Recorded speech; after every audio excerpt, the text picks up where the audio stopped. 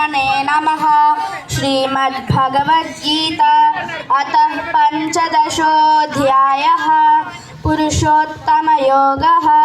श्रीभगवानुवाच ऊर्ध्वमूलमधः शाखम् अश्वत्थं प्राहुरव्ययम् छन्दांसि यस्य पर्णानि यस्तं वेद स वेदवित्।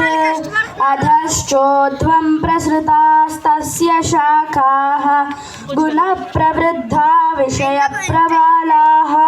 अधश्च मूलान्यनुसन्ततानि कर्मानुबन्धीनि मनुष्यलोके। न रूपमस्येह तथोपलभ्यते नान्तो न चादिर्न च सम्प्रतिष्ठा। अश्वत्थमेनं सुविरूढमूलम् असङ्गशस्त्रेण दृढेन चित्वा।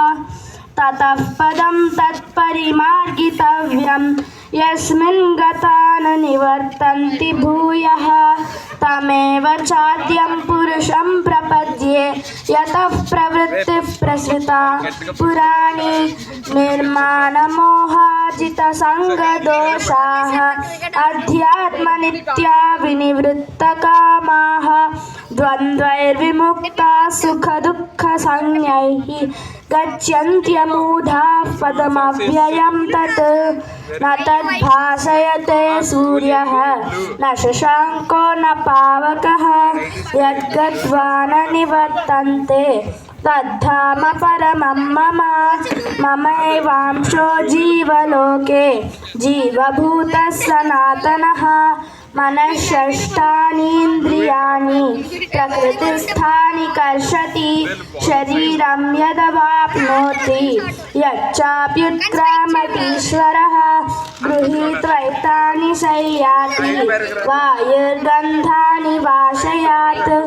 श्रोत्रं चक्षुस्पर्शनं च रसनं घ्राणमेव च अधिष्ठाय मनश्चायं विषयानुपसेवते। उत्क्रामन्तं स्थितं वापि भुञ्जानं वा गुणान्वितं विमूढानानुपश्यन्ति पश्यन्ति ज्ञानचक्षुषः।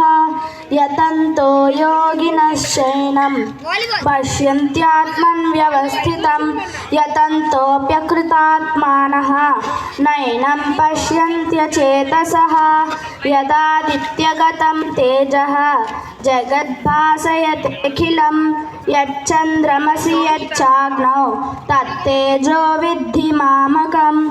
गामाविश्य च भूतानि धारयाम्यहमोजसा पुष्णामि चौषधी सर्वाः सोमो भूत्वा रसात्मकः। अहं वैश्वानरो भूत्वा प्राणिनां देहमाश्रितः प्राणापानसमायुक्तः पचाम्यन्नं चतुर्विधं। सर्वस्य चाहं हृदि सन्निविष्टः मत्तस्मृतिज्ञानमपोहनं च वेदैश्च सर्वैरहमेव वेद्यः वेदान्तकृद्वेदविदेव चाहम्।